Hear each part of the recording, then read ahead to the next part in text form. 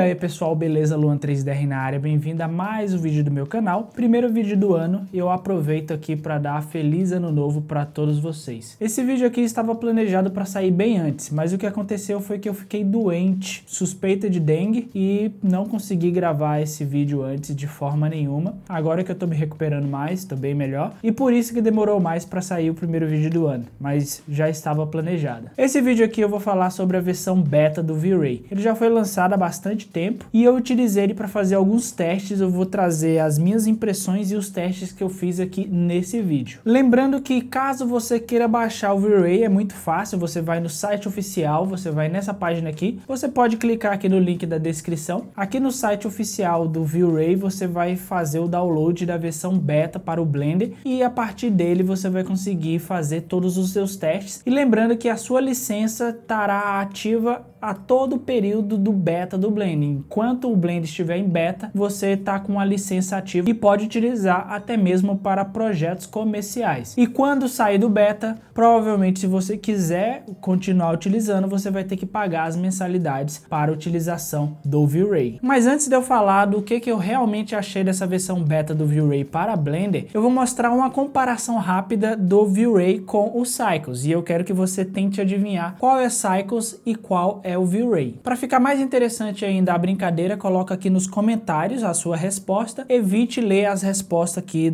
das outras pessoas. Coloca a sua resposta sem tentar ler a resposta dos outros e também sem ver o resultado aqui. Então antes de ver o resultado, antes de ler as respostas das outras pessoas, faça as suas apostas.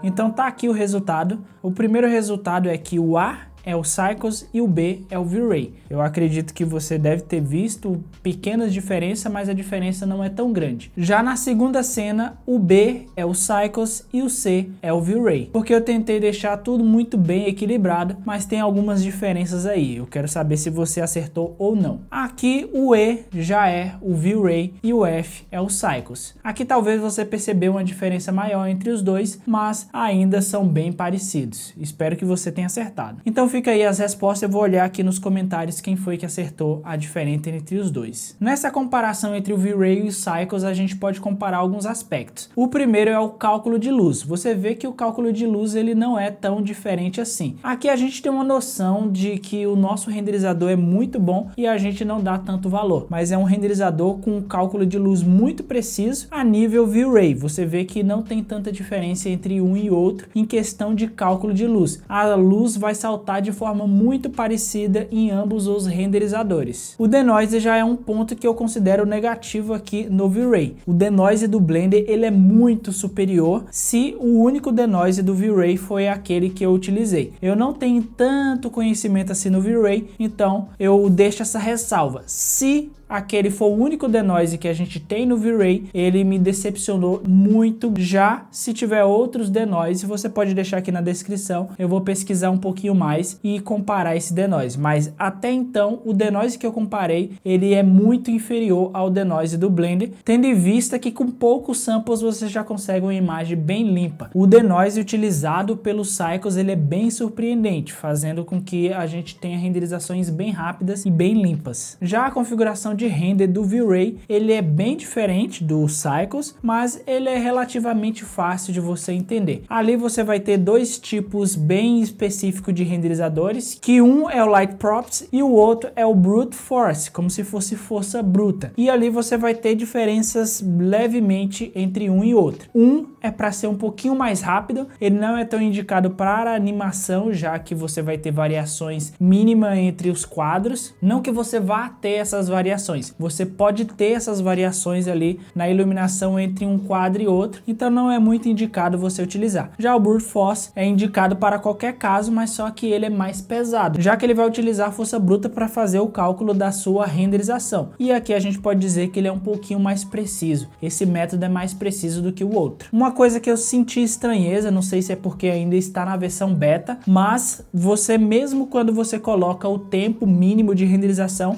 ele simplesmente não respeita esse tempo mínimo. Se você, por exemplo, colocar para renderizar apenas em 1 minuto, ele simplesmente ignora essa informação, ele dá prioridade mais ao Noise Threshold. Eu não sei se isso é por causa do beta ou se é realmente uma característica do V-Ray, que independente do tempo que você colocar lá, ele simplesmente vai ignorar e aquela função não serve para nada. Eu não entendi muito bem como que funciona essa opção de tempo. Já no Cycles é muito intuitivo, ele vai priorizar o tempo, mesmo que você coloca uma quantidade de samples lá, se você colocou 1 minuto, a renderização sempre terá 1 minuto. Agora se você deixa o valor 0, ele vai sempre colocar o número máximo de samples e o número mínimo vai distribuir ele na sua cena e vai fazer a sua renderização. Já no V-Ray, ele sempre vai dar prioridade ali o Noise Threshold. Se você colocar um Noise Threshold muito baixo, a sua renderização vai ficar mais lenta, e se você colocar um Noise Threshold mais alto, a sua renderização consequentemente vai ficar mais rápida.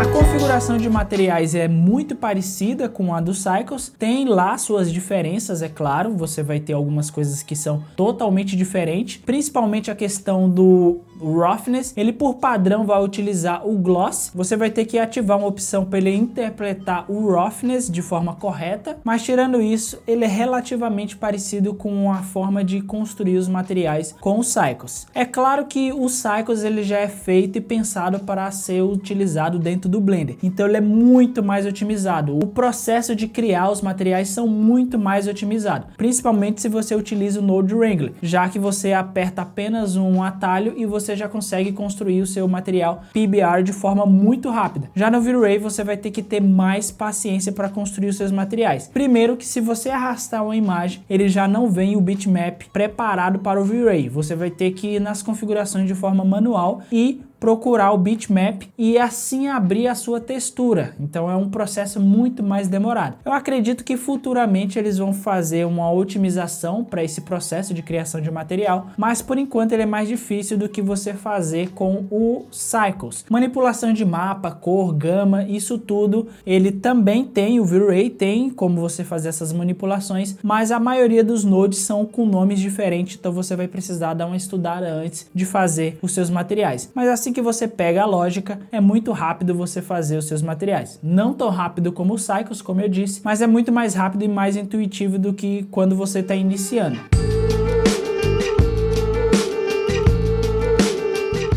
Em questão de cores das suas renderizações, as cores são um pouquinho diferentes, já que você tem uma View Transform diferente. A View Transform que eu diria que é muito mais próxima do Cycles com o V-Ray é a View Transform Standard, e depois você vai ter a Filmic. Se você observar a forma que ele interpreta as altas luzes e as sombras, é muito parecido com o Standard do Blender, sendo quase indispensável você utilizar aquele Highlight Compress que vem na pós-produção ali do V-Ray. Se você não utilizar, é muito fácil estourar as luzes, como é também no Cycle, se você utiliza o modo Standard. Os dois são bem semelhantes, mas existe sim algumas diferenças entre essas duas View Transform. A mais parecida, como eu disse, é o Filmic, que vai fazer esse controle de alta luz e baixa luz um pouquinho melhor do que o Standard, já que se você utilizar o Standard, é muito mais difícil você fazer esse Highlight Compress no Blender. Dá para fazer, mas é mais difícil e pode não ficar tão bom assim. Mas em questão de cores são bem equilibradas. Eu ainda prefiro as View Transform do Blender, já que ele deixa as cores muito mais equilibradas, e principalmente a questão de altas luzes e baixas luzes, essa faixa dinâmica, ela faz essa transformação de forma melhor. O interessante do V-Ray é que na pós-produção você consegue trabalhar esse Highlight Compress, essas sombras, essas altas luzes de forma muito simples. Por isso que você não tem tanta desvantagem de você ter essa faixa dinâmica um pouquinho melhor de cara, mas de forma bruta você tem essas informações para conseguir fazer essa recuperação das altas luzes e das sombras.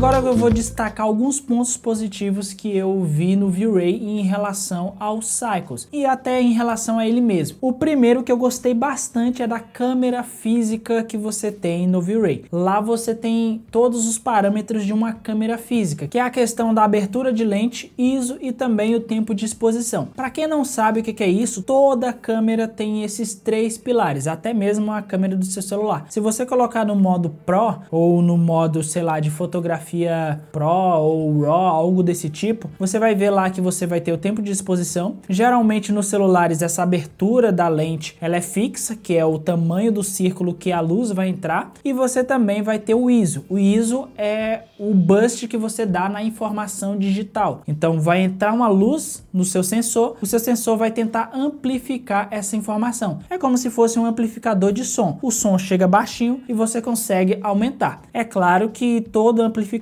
você vai ter um ruído ali, porque geralmente a captação vai ter um ruído de base. Isso também não é diferente nas suas câmeras, e você com o ISO maior pode adicionar ruído à sua imagem, já que você está amplificando esse sinal. E aqui no V-Ray você tem a opção de trabalhar com esses três parâmetros para controlar a exposição da sua câmera. É claro que você também tem a opção de fazer a exposição de forma mais simples, como é feita no Blender, mas você também tem essa configuração de exposição direto na câmera. E isso é bastante interessante justamente porque você abre um leque de possibilidades. No Cycles, quando você vai fazer uma renderização e você coloca várias câmeras numa mesma cena, você pode ter variações de exposição, já que uma área pode ter mais luz do que outra, pode receber mais luz do que outra. E se a gente tivesse essa opção no Cycles, você conseguiria configurar cada câmera de forma individualmente, e uma câmera que precisa de uma exposição maior, você pode configurar para ter uma exposição maior. E uma câmera que você não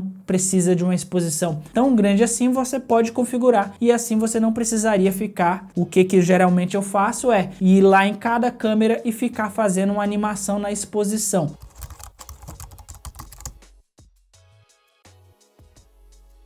E essa animação fica atrelada ao frame. Se eu precisar colocar essa câmera num frame diferente, aí eu vou precisar também deslocar a minha animação. Então é uma dor de cabeça muito mais alta que poderia ser resolvida simplesmente com uma câmera que faz essa simulação física muito melhor do que é feita atualmente no Blender. E ter essa opção é muito valiosa. Espero que futuramente a gente tenha isso também de forma nativa no Blender. Eu sei que tem alguns add-ons, alguns plugins que você pode utilizar para fazer essa simulação de uma câmera física, mas eu não gosto muito de ficar preso em complementos em algo desse tipo. Eu prefiro realmente que tenha de forma nativa, até porque essa integração fica muito mais estável e a gente tem de forma nativa, é muito melhor do que você precisar ficar pagando alguns add-ons. Eu sinceramente espero que a gente tenha opções parecidas no futuro no Cycle. Efeitos de pós-produção. Os efeitos de pós-produção do V-Ray, eles são muito mais avançados e são muito mais automáticos. E você que precisa trabalhar com um tempo limitado, isso daqui é de extrema importância. E eu gostei bastante dos efeitos de pós-produção que a gente consegue adicionar ali na renderização do V-Ray. O glare, ele é muito mais bonito, ele parece muito mais verídico do que o glare que a gente faz no Cycles. Em alguma das nossas cenas eu até tentei fazer um glare mais parecido com o do V-Ray, mas não fica igual. E o do V-Ray ele é realmente superior em questão de visual, fica muito mais bonito, fica muito mais interessante. E você também tem várias opções. Você consegue deixar a sua lente suja, você consegue mudar o aspecto do glare adicionando sujeira na sua lente, você consegue adicionar também as opções de sharpness, você também consegue adicionar as opções de distorção de lente, de aberração cromática. Então todas as opções que a gente já tem no Cycles, você também vai ter no V-Ray. Algumas de forma muito mais automática, sem precisar ficar fazendo configurações muito complexas, é simplesmente ligar e o efeito já praticamente está pronto. Alguns ajustes ou outro para ficar ainda mais interessante, mas de forma geral você trabalha muito pouco e obtém um resultado bem interessante porque ele é feito de forma muito mais automatizada. E além do mais que você tenha ainda a opção de fazer o compositor direto no Blender. Então além da pós-produção que você consegue fazer diretamente no V-Ray, você pode complementar essa renderização ainda com o compósito do próprio Blender. Outra opção que você vai ter de forma muito mais otimizada e de forma muito mais interessante é o efeito de Caustic. Você tem o efeito de Caustic no Blender também, mas ele não chega nem perto do que o V-Ray consegue fazer. Nessa versão aqui, em beta, eu não consegui ativar, eu consegui ali configurando bastante uma coisinha ou outra, mas eu não consegui realmente fazer o Caustic, mas pesquisando um pouco você consegue ver que o Caustic do V-Ray ele é bastante robusto e bem confiável. Então aqui é um ponto positivo para esse renderizador. O Blender, se você for utilizar a placa de vídeo, a única opção que você vai ter é o Caustic de sombra, que ele vai fazer o Caustic ali somente nas sombras. Utilizando a CPU, você consegue ter um Caustic mais competente, mas só que ele não é confiável. Ele é muito instável. Em algumas opções dá muito bom, em outras cenas você vai ter um Caustic totalmente esquisito, estranho e não podendo utilizar muito bem. O mais interessante ainda é que você também consegue separar o pass de Caustic no V-Ray, coisa que você não consegue fazer diretamente com o Blender. Você vai ter a luz indireta ali, que você consegue tirar esse Caustic, mas não é somente o cálculo de Caustic específico. Eu ainda espero que a gente tenha um pass somente de Caustic, assim a gente consegue renderizar o Caustic no processador e depois só mesclar em cima na cena que você fez com a placa de vídeo. Seria bem interessante, mas a gente ainda não tem essa opção. Você também tem uma biblioteca de blocos bem legais que você consegue baixar. Lá você tem várias variedades, você tem HDRI, você tem modelos 3D, você também tem materiais. Então é uma biblioteca bem completa que você simplesmente pode adicionar no Blender. E é bem interessante que é bem simples você fazer essa adição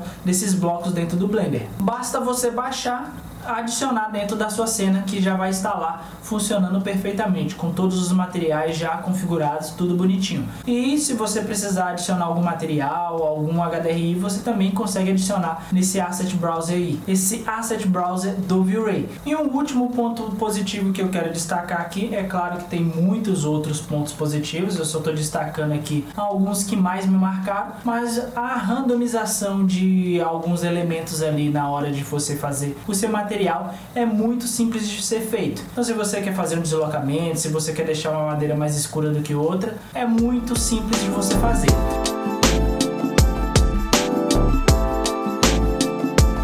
Pontos negativos. Se a única opção de denoise que a gente tem no V-Ray é aquela, é um ponto super negativo, já que ele é muito inferior ao que a gente tem no Cycles. Eu fiz algumas comparações aí, tentando deixar as imagens com a mesma quantidade de ruído, e se você observar, o Blender, o Cycles, ele trabalha com esse denoise de forma muito mais interessante do que o denoise do V-Ray. Então aqui eu não recomendo o denoise do V-Ray de forma nenhuma. Caso haja outras opções, aí a gente pode reconsiderar esse ponto negativo. Até na imagem que você deixa uma quantidade de noise bem inferior, ele não trabalha de forma interessante. Visualizações dos materiais aqui ainda está de uma forma muito ruim. Primeiro que a visualização interativa do V-Ray é mais pesado, então ele é bem pesado. Já no Cycles essa interação é muito mais rápida e você ainda tem a opção do Eevee para conseguir visualizar como que tá ficando os seus materiais, questão de escala, essas coisas tudinho de textura, você consegue ter essa noção com o Eevee. Já com o V-Ray você não tem essa opção. Você vai ter que visualizar ela interativamente, que é bastante pesado, ou você vai ter que olhar na miniatura ali do material. Mas aqui tem outro problema. Dependendo da forma que você está fazendo a sua iluminação, você vai ter uma exposição totalmente errada nessa miniatura onde tem os seus materiais. E você não vai conseguir ver os seus materiais. Aí você vai ter que configurar ele basicamente no escuro. Mas se você ainda quiser utilizar o modo interativo, também tem esse mesmo problema, que a exposição ela vai ficar correta somente na visualização da câmera. Se você precisar utilizar outro ângulo ou visualizar esse material de um outro ângulo, a exposição vai ficar totalmente incorreta e você não vai conseguir ver como que seu material está funcionando. E assim você vai ter que fazer as configurações dos materiais no escuro mesmo, na sorte. Você vai colocando os materiais e se der sorte, os resultados vai ficar legal. Se não, você vai também ter que fazer esses ajustes na sorte. O V-Ray ainda não tem uma boa interação também com o Geometry Node. Eu diria que não tem interação nenhuma, já que a interação é muito ruim. Se você faz a distribuição de grama, de árvore, árvore, de qualquer coisa, ou até mesmo se você tem uma modelagem feita totalmente em Geometry Node, aí você vai ter um problema, porque a visualização, a renderização no V-Ray não vai ser nem um pouco interessante. Isso quando ele renderiza alguma parte. Quando ele renderiza alguma parte ali do seu Geometry Node, vai ser muito mais provável que essa parte vai vir com a textura totalmente errada, o material totalmente errado, e mesmo que você realize, transforme esse Geometry Node em uma malha, mesmo assim pode ser que alguns materiais fiquem corretos e essa interação não é nem um pouco legal. Ainda precisa ser trabalhada, já que o Blender já tem o Geometry Node bem consolidado e muita coisa é feita com o Geometry Node. A gente faz a nossa distribuição de grama, de árvore, consegue fazer alguma animação. Então muita coisa é feita com o Geometry Node, e se o V-Ray não abranger isso daí, não vai ficar nem um pouco interessante, não vai ser nem um pouco interessante essa versão do Blender. Mas eu acredito que futuramente vai haver sim essa interação do V-Ray com o Geometry Node. Por último, a manipulação de UV e também a manipulação das texturas, da escala da textura. No Cycles é muito fácil fazer isso, você vai construir o seu material e você vai colocar o map ali. O map vai controlar tanto a localização da sua textura, a rotação, a escala. Então você consegue deixar uma textura maior, você consegue rotacionar essa textura, você consegue mudar ela de lugar, tudo isso utilizando o map. No V-Ray eu pensei que dava para fazer algo parecido. Eu não sei se é ignorância minha, pode ser, talvez eu não saiba como fazer isso, mas eu não consegui fazer isso de forma nenhuma. O V-Ray também tem um node que dá a entender que controlaria a minha textura, mas na prática isso não surte efeito nenhum no seu material. Eu modifiquei escala, modifiquei rotação, modifiquei tudo que eu podia,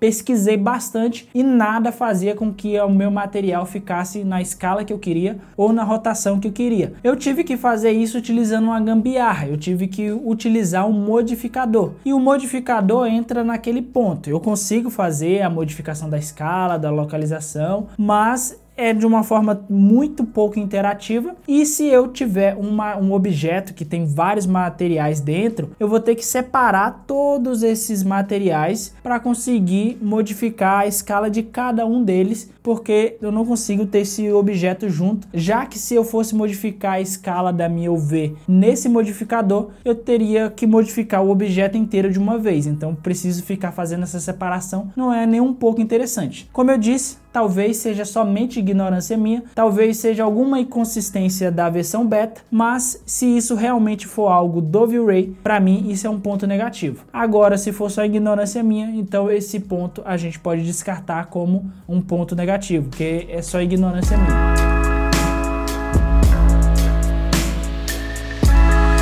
E aqui eu vou dizer um pouco como que está a situação do beta. Assim que você baixa a versão lá, você vai baixar o programa, tudo bonitinho, vai instalar, ele vai aparecer automaticamente ali no Blender 4.2, é interessante que você utilize ele no 4.2, porque ele foi feito para essa versão, então você vai ativar bonitinho. No primeiro momento pode ser que você não tenha problema nenhum, mas comigo e com alguns amigos que também utilizaram essa versão beta, relataram muito problemas de instabilidade, então simplesmente ele fecha sozinho, simplesmente você vai travar o seu programa. Então é de extrema importância que você não utilize essa versão para projetos comerciais, porque a chance de você perder o seu projeto é muito grande. E tem outra instabilidade que é muito comum, é na licença. Então ele simplesmente fala que a sua licença não está ativa, sendo que está ativa. Ele simplesmente não reconhece que você está logado, ou ele simplesmente pede para você logar, mas não abre o navegador para você conseguir dizer que está logado, tudo bonitinho. Então tem muitas questões aí da licença, da internet e tal, que deixa o seu programa muito instável, e eu atualmente não estou conseguindo utilizar ele, já que ele não está mais funcionando na minha máquina, de tão instável que ele está, não está mais funcionando. Se eu tivesse feito algum trabalho comercial nele, eu já teria perdido, já que eu não estou conseguindo mais ter acesso. Já reinstalei o programa, já reiniciei a máquina. É importante frisar que essa versão está muito instável e não dá para confiar nem um pouco. Uma atualização importante aqui no vídeo, eu consegui resolver por hora o problema da licença. O que eu tive que fazer foi vir aqui, Manage Choice Licenses. Você vai vir aqui, ele vai abrir uma aba aqui no seu navegador, e aqui você vai pedir para ele usar a licença offline. Aí depois você coloca aqui e pede para ele ativar a licença offline, e agora você tem acesso à licença offline, e foi assim que eu consegui resolver esse problema. E só para acrescentar uma informação que é muito importante, é sobre a velocidade do V-Ray. Ele tem a velocidade muito parecida com o Cycles, então o mesmo tempo de render que você teria no Cycles, você tem mais ou menos no V-Ray. A única questão é o denoise mesmo. E teve cenas que eu tentei renderizar, mas eram grandes demais, eram pesadas demais, e ele simplesmente não deu conta de renderizar. Essa cena externa que tá aparecendo aí, eu só fiz a versão de Blender. Eu fiz a versão dela no Blender e depois eu ia passar para renderizar no Cycles, mas eu não consegui, já que o Cycles não conseguiu renderizar ela de forma nenhuma. O primeiro problema foi no Geometry Node, depois eu simplesmente descartei o Geometry Node, mas aí continuou dando problema na questão do HDRI, então eu não consegui renderizar essa cena de forma nenhuma. Então cenas maiores é possível que você nem consiga renderizar, você vai conseguir renderizar mais cenas menores, mais simples, atualmente. E outro problema que também pode acusar é problemas com os drives. Mesmo que você esteja com os drives mais atual possível, ele vai acusar que você não está com os drives atuais, que precisa fazer essa atualização, então esse beta ainda está bem instável. No geral, é um renderizador muito confiável, muito bom, com um cálculo de luz muito preciso e alguns efeitos avançados também tem nele, então é um renderizador completo, mas a versão beta do Blender ainda está instável e eu não recomendo você utilizar para projetos comerciais. Eu recomendo você utilizar para fazer os seus projetos pessoais, estudar, caso você realmente tenha vontade de migrar para esses outros renderizadores, eu recomendo. E principalmente que a licença vai estar ativa em todo o período beta. E esse período beta eu acredito que vai demorar bastante até lançar realmente a versão final. Então até lá, se eles melhorarem essa estabilidade, você vai ter um renderizador bem interessante, tendo um acervo de ativos bem grande, bem interessante também, e também já aprendendo um renderizador novo. Não é tão diferente assim do Cycles, tem algumas coisas que são melhor. Um dos pontos ali também é a questão do Sky Texture. No Blender você consegue mexer no Sky Texture, tanto na questão de gases que você vai ter na sua atmosfera, mas o mais interessante é que no Sky Texture que o V-Ray tem, você consegue de forma nativa fazer nuvens, e isso para mim foi muito legal, porque você consegue utilizar o Sky Texture até mesmo para renderizações externas, já que você tem as suas nuvens de forma muito melhor do que você tem no Cycles, que no Cycles você não tem isso de forma nativa. Você até pode fazer alguma gambiarra ou adicionar algum addon para adicionar nuvens ali à sua cena, mas de forma nativa você não tem essas nuvens. Então eu gostei bastante da forma que o V-Ray também faz o seu Sky Texture. Então tem pontos positivos, tem pontos negativos. É um renderizador bem confiável, mas a versão beta no Blender não está nem um pouco confiável. Então leve isso em consideração na hora de você fazer os seus trabalhos. Então é isso, eu vou finalizar o vídeo por aqui. Espero que você tenha gostado desse vídeo aqui. Deixe seus comentários, se você testou, deixe aqui as suas impressões. Não esquece aqui de conferir o link da 3DR Class e também dos addons que eu utilizo e super recomendo. E a gente se vê no próximo vídeo. Valeu, falou!